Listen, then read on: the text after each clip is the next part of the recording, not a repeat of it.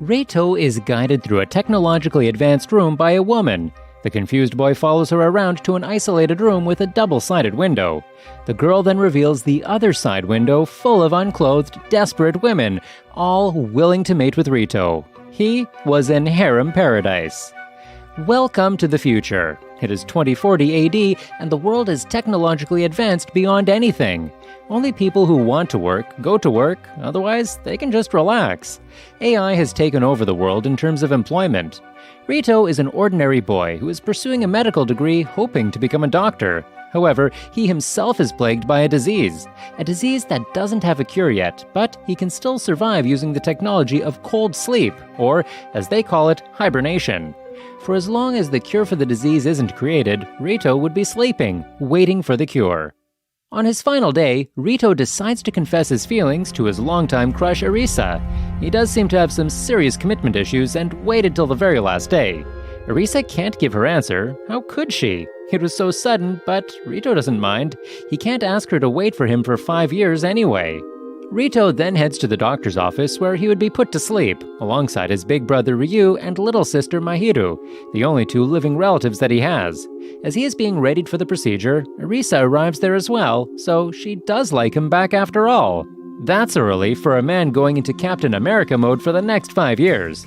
He gives her his locket as safekeeping and, once again, heads to his future. The procedure then begins. Reito is placed into a container, and the liquid pours into it. The voices of his close ones start muffling, and just as he passes out, he can faintly hear Arisa telling him that she would wait for him to wake up. Reito then opens his eyes after 5 years, and he is strangely surrounded by all female nurses, who all seem weirdly shy and aroused by him. Next to him is a purple-haired lady who tells him that it's 2045. Reito has slept for his destined 5 years. His attendant, Mira, the purple-haired girl, then takes him to a doctor who is on standby to check his vitals.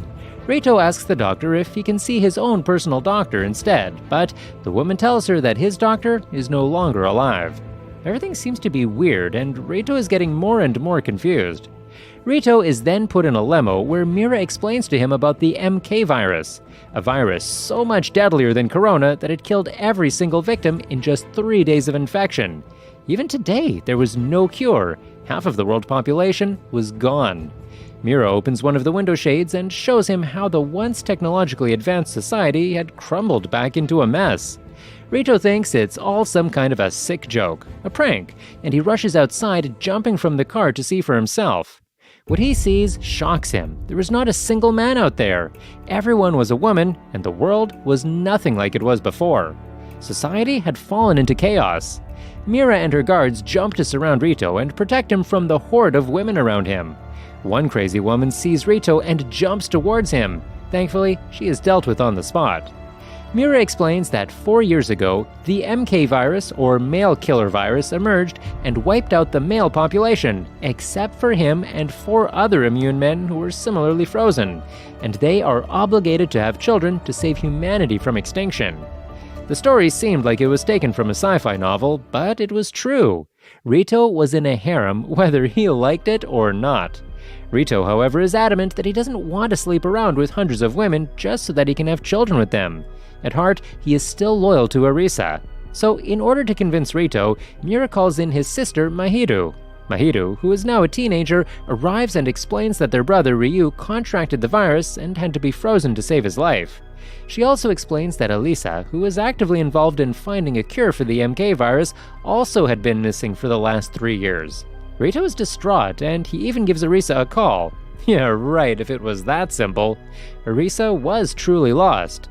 That night, Reito realizes just how serious the women were when Mira arrives in his room and starts stripping before him, asking him for his seed. Reito stops her midway and sends her away, but things are going to get more and more serious from here on out. Reito comes up with a plan. The next day, when Mira takes him to see the catalog of women that he could choose and impregnate, Reito asks for 1 month's time for him to find Arisa. He tells her that if there was anyone he would end up hooking up with, it would be Arisa and no one else. Mira agrees, but says until Elisa is located, she will send a different girl to his room every night so that they can seduce him into impregnating them. It doesn't matter if he doesn't end up doing it, but she would keep sending the girls regardless. Elsewhere in the same facility is another man. They call him Number 1, but his name is Kyoji Hino. He is one of the other immune men to the MK virus and was the first one to be awakened from the cold sleep. Unlike Reito, Kyoji is enjoying his life in this new world. He is taking full advantage of his manhood and sleeping around with 10 women a day, or even more, who knows. He even has the choice to sleep with literal actresses.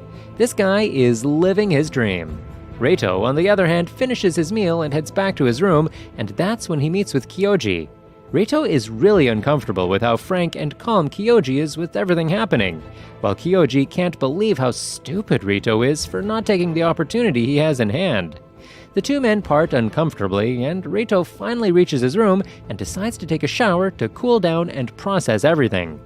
Unfortunately for him, the woman that Mira had promised she would send, Akane, arrives unclothed in the shower alongside Reito and tries to seduce him as Mira promised. She does a pretty good job, but Rita ends up failing because of all of the pressure. When he wakes up, Akane is there by the sofa drunk, and on his bed is another small woman. Girl? She looks really young. Her name is Sui and Akane were going to be with him for the rest of the days. That night, he reluctantly sleeps platonically with Akane and Sui Yamada, as Mira changed her mind and assigned them to him instead of sending random girls every night. One of them was his bodyguard and the other was his nurse. We will see who is who. The next day, Reito, Mira, Akane, and Sui examine Elisa's old laboratory for clues as to where she might have disappeared. Reito manages to get her stuff to be taken to his room where he can examine them. As the group is wandering around the lab, a strange woman in the shadows manages to release a literal bear into the premises. The bear approaches the group to attack, and Reito quickly jumps to save Sui as the bear walks toward her. Turns out the little girl was actually his bodyguard, and she literally ends the bear's life with just one kick to its head. Well, that's a surprise. Ronaldo would be proud. When Reito learns Elisa was working on a cure for the MK virus before she mysteriously disappeared, Reito decides to finish her work and appears on the news to relay his goal. Bold move, because since he is a rare commodity at this point, being a man, he would be in a lot of trouble because of this. Late that day, Reito finds a recorded message inside Elisa's old teddy bear. How convenient, where she reveals the MK virus is actually a man-made biological weapon. Despite knowing this mega secret, Reito decides to keep it to himself. He doesn't really know who he can trust. He, however, does confide to Mira that she resembles Elisa and apologizes for not producing babies, but she says working on a cure is indeed the better solution. Meanwhile, a council of women is having a meeting. They look really suspicious and seem to be the ones who have made this whole situation in the world. The council views Reito as a threat to their power and decides that it's time for another man to be revived. We are then taken back once again to 2040, the age where life was somewhat normal. Shota Doi is an introverted high schooler who pretty much gets bullied by everyone at his school because he has somewhat different tastes in music and life itself. The bullying the guy faces is relentless. Pretty much everywhere he goes, he gets tormented by his bullies. Especially Takamatsu and his girlfriend Arisa, who just takes so much joy in torturing poor Shota. His only allies are his sister Mayu and his music teacher Yuzuki Hanyu, the only two people he holds dear in his life. However, just like Reito, Shota also gets the disease sometime in 2040, and he too ends up in the same cold sleep. 5 years later, Shota awakens to this new world with no men and is attended by a lady named Karen. Karen tells him about the MK virus and its effects on the world, to which Shota reacts surprisingly well. However, Karen tells him that despite everything, he is okay to resume his schooling in his old school. Shota is taken aback at first, but then remembers that the virus probably killed his bullies already and decides to go to school. Shoto, despite the time spent away in cold sleep, hasn't changed a bit and is still the introvert that he was before. Minus the bullying and literally every other boy, life is pretty much the same for him. One thing that makes life a bit better is that his teacher Yuzuki is still alive and she seems a bit too happy for him. So much happy that night, she comes to his room and offers herself to him. Shoto doesn't even flinch and the two end up sleeping together. For the next few days, Shoto continues at school trying to get along with the other girls, but his heart is set on his teacher. That day, when Shoto visits the nurse's office, he yet again meets with Yuzuki, and yeah, they end up doing it in school. Elsewhere, Karen reports to her superiors about the situation and how number 3, aka Shoto, was doing a decent job. The superiors ask her why they had to open up the school, and Karen reveals that everyone in the school came there before Rito's press conference, so they still think that Shoto is the only male alive, giving him more opportunities. Weirdly so, this was all a race between the women to see whose man got the most girls pregnant. A few days have now passed, and Shota has settled down pretty well into this whole new world. He has been sleeping with Yuzuki pretty much every day. However, life with infinite possibilities, when constricted to just one, gets a bit boring. 1 week later, Karen drags Shota to the swimming class.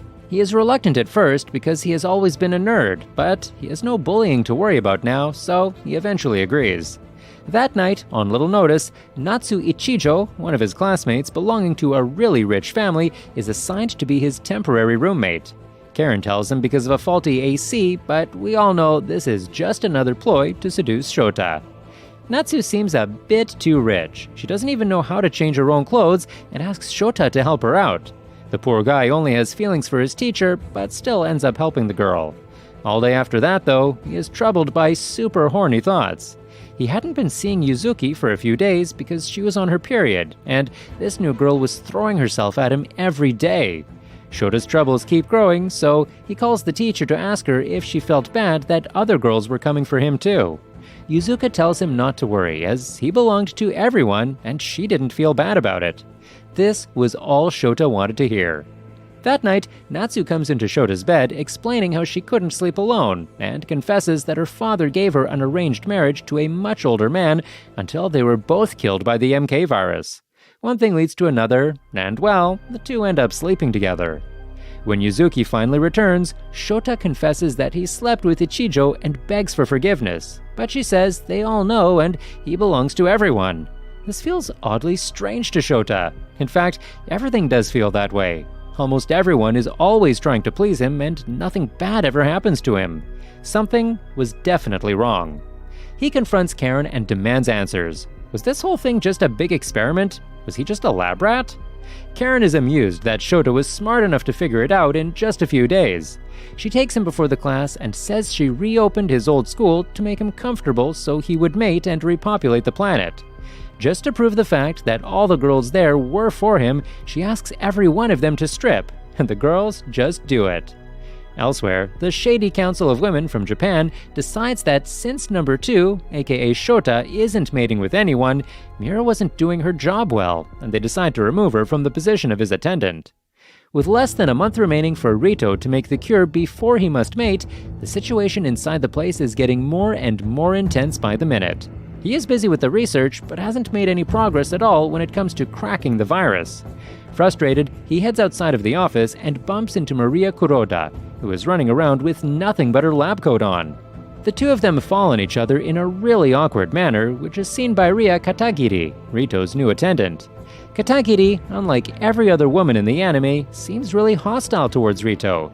She looks like she just hates men. In order to research further into the virus, Rito and the group decide to go to Keimon City, the first place in Japan where the virus emerged. There, he has planned to interview an old woman named Taniguchi, the widow of the virus's first victim. On the train ride to the city, Rito realizes that Maria, who's pretty shy when it comes to talking to him, is actually really confident when it comes to discussing viruses. She was a virologist, and Rito finds her to be pretty trustworthy, just like Akane, Sui, and Mira. Katagiri, however, was not so easy to trust. At first, Taniguchi is not very open and doesn't seem to want to reveal much.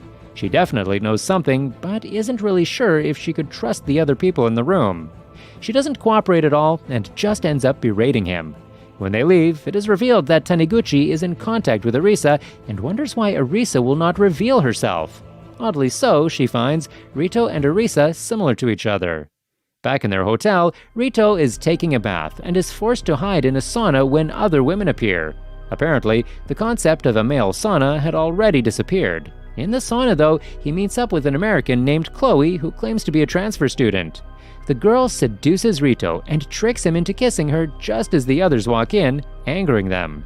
Later, Mira talks with Taniguchi about how honorable Rito is.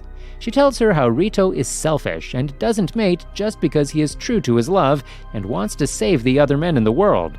This convinces Taniguchi to share what she knows. However, someone sneaks in and poisons her IV tube, leaving her in critical condition. Before losing consciousness, however, Taniguchi asks that a photo of her and her husband be given to Rito. After getting nothing of value from Taniguchi, the group decide to visit the abandoned hospital in the area where the very first patients of MK virus were treated. However, there is nothing of importance in the hospital, and it clear shouts someone has removed evidence here. On the other hand, Kyoji is having a similar issue like Shota from the last episode. He has had all the women thrown at him and has enjoyed them as much as he can, but doing the same thing every day has made him bored. So he heads out with his attendant to pick up one of the girls from the street at random, and the one that he picks at random is Mahiru. What are the odds of that? Without much progress, Rito's group decides to return back. On the day of their return, Rito notices that his scanner was reacting to the photo given by Taniguchi and scans the photo to find incomplete blueprints of the MK virus's design. Someone had definitely made the virus, and though incomplete, using this blueprint, Rito could try to reverse engineer the virus. As soon as the group return, Kyoji's attendant, Neneko, informs Rito and Mahiru about Kyoji's request. The siblings are highly against the idea, and Rito goes to meet with Kyoji and let him know that his intentions would not bear fruit. Rito protests that his sister is only 16, but Kyoji begs, telling Rito he is in love with Mahiru. Unable to convince him otherwise, Rito agrees to arrange a lunch date with Rito attending. This, as expected, doesn't really go well. Mahiru has no interest in Kyoji. Later that day, when Rito is having his bath, Akane and Maria enter the bath with him, realizing that he has been acting weird lately. They tell him that they are on his side and also reveal the fact that many virologists were getting lost or had been assassinated in the last few years. It was almost as if the government was taking them out to stop looking for a cure for the virus. The two girls had entered the bath so that no one would record them while talking. Nice move, but very demonetizable. The next day, Rito, Marie, and Akane, along with Sui, manage to establish a base in the refugee area of the city. Marie even manages to create a network of computers off-grid from the government's inspections so that they can investigate the MK virus further. The very first thing that they find is that most of the virologists were found admitted to the same abandoned hospital from Keimon City. What a stroke of luck! Back in the experimental school, Shoto is now common property. The girls have now started to draw lots to become his new roommate. The winner of the lots this time is Rika Yanagi. However, Shoto is just not comfortable with frank girls like her yet and doesn't respond well to her advances. In fact, he doesn't even respond at all. He just runs away to the teacher's lounge, his secret hiding location from bullies. Shunka Hiragi, another girl from the school, happens to come there as well. Turns out she too was bullied when she was in middle school, and the two find that they are similar to each other.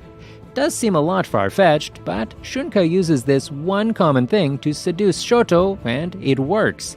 They end up sleeping together in the lounge itself. Shoto, however, still feels a bit used after all this. The girls were fighting for him, which he didn't expect, but also the fact that he was turning into a literal baby-making machine was very unsettling to him. He calls Yuzuki to get some advice, but she doesn't pick up his calls. Having everything with him, Shoto was still alone. The next day, the seductions continue. Akira, the one who Shoto him with the volleyball, locks him up in the locker room and seduces him while apologizing. Very illegal. Shoto was slowly losing himself in all of this chaos. The following class, Karen makes a new arrangement where a girl will be assigned as his servant daily. Their payment? A kiss from Shoto. As promised, after kissing Rika, he trips and scrapes his hand and is taken to the school nurse. Even after getting the required medicine from the nurse, Karen still orders Ichijo, Shunka, and Akira to sleep with him at the same time. Shoto had now finally fallen into the rabbit hole of pleasure, and he starts losing himself. Over the next few days, he becomes much more sexually aggressive with the girls. One day, Shion Hoshino, one of the girls who regularly ignored him when he was bullied and even enjoyed the whole bullying show while she was at it, transfers into the school. She seems to be eager to mate with Shoto, but the guy ignores her like she ignored him in his time of need. Shoto is pretty pissed that she entered his heaven, but Karen explains Shion tried to become an actress, but due to the MK virus, she can only get a role if she mates with Shota. She was to torment or do anything with. She was at his mercy. Still angry about her ignoring him, he humiliates her by forcing her to come to a class in her underwear before he mates with her in public. He makes a few of his side chicks watch as he mates with her on the rooftop with the uncomfortable position possible. While this was pretty brutal for an introvert like Shoto, it gives him another evil idea. Shota asks Karen to find someone and bring her to him. Karen delivers Irisa in chains, where a vindictive Shota forces her to lick him in the wounds that he had suffered because of her and her boyfriend. Shota is going full evil arc mode. There is no coming back from that. Every day a new girl is now part of Shota's schedule. If he doesn't like the girls already there, new ones are brought in for him. At this point, it was almost like Shota himself was going to complete the world repopulating job. However, one of the girls among the newly transferred ones is pretty sus. To begin with, she refuses Shota's advances. Nobody does that, and at night, the girl appears to be in contact with Arisa. They are planning to abduct Shoto. On the hand, Rito and his gang decide to head back into the abandoned hospital to get more clues about Arisa and the MK virus. Rito's group explores the abandoned hospital, where Sui accidentally breaks a wall to reveal an air duct. They crawl through it and fall into an underground laboratory, the place where the virus was probably created. However, before they can investigate it, they come across a group of women, who strangely are intent on killing them. Fortunately for them, the women are killed in turn by the mercenaries led by Chloe, aka Miss Mansfield, who turns out to be one of the United Women's, or UW's, peacekeeping agents. As Chloe saves the group from the exploding hospital, which was apparently set with a time bomb, her assistant, Miss Pope, yes, that's her name, meets the Japanese UW Council and arrests them after deducing the MK virus was created under their orders. While the explosion at the hospital is settling, several other explosions occur at the locations where the men are kept. The weird girl in school also tries to abduct Shoto, but fails. However, Arisa and her so-called terrorist organization manages to capture one of the men, Number 4. Shota, who was injured in the explosion, wakes up in the hospital where Karen explains terrorists tried and failed to kidnap him. Shoto seems to have grown tired of his daily routine and asks her why she does not sleep with him. Karen tells him that she will if he wants to, but she needs to help to rule the world. What a casual thing to ask for. Shota agrees to help her. Chloe's group takes over Japan and orders Kyoji to stop mating until the terrorists are dealt with. This certainly angers the man, but serious, what can one man do against 1 billion women? Elisa and the terrorist organization hack the airwaves of the worldwide television channel, and they reveal her group is called Izanami, who are not terrorists, but a group of rebels against the UW. They claim all the world leaders created the virus to wipe out men and create a world of only women, and that Izanami aims to save the men. The UW leaders were working on creating humans without men, so as soon as that happens, the men will all be killed, which is why the UW needed to be stopped. They demand all the men in stasis and those who are awake to be turned over to them. After the telecast, Rito's group decides Chloe cannot be trusted and that they must escape. They rush to Rito's room to gather some stuff, but the room is already occupied by Shoto, who seems to have undergone a plastic surgery, and Karen, who is turning out to be an actual Karen. Just can't stand her at the moment. In a flashback, it is revealed that Karen performed a procedure on Shota to make him slightly older and no longer need glasses. Or, in other words, Shoto got the Kardashian makeover. Meanwhile, Reito meets Mira and urges her to escape with them, but she will only agree if he mates with her, which he refuses. Suddenly, Miss Pope arrests them.